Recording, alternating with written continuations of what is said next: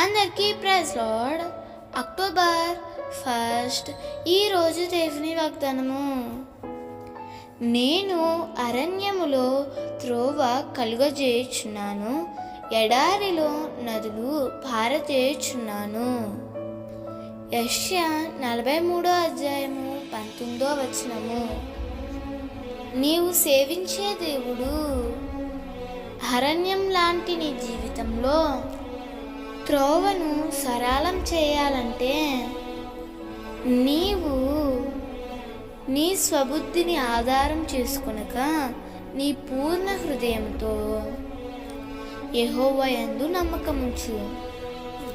నీ ప్రవర్తన అంతటి యందు ఆయన అధికారానికి ఒప్పుకొనుము. అప్పుడు ఆయన నీ త్రోవలను సరళం చేయను. అరణ్యం అంటే దారి కానరాని చోటు. ఎడారి అనగా కనుచూపు మేరలో నీటి ఊటలు కనబడని స్థలం. ఈ రెండు నీ జీవితంలో ఎదురవుతున్నట్లయితే ఇప్పుడే నీ ప్రవర్తన అంతటిలో ఆయన అధికారానికి ఒప్పుకో. త్రోవలను సరళం చేయడం, నదులు పారచేయడం నీ జీవితంలో చూస్తావు. అట్టి కృప దేవుడు నీ జీవితంలో అనుగ్రహించునుగాక.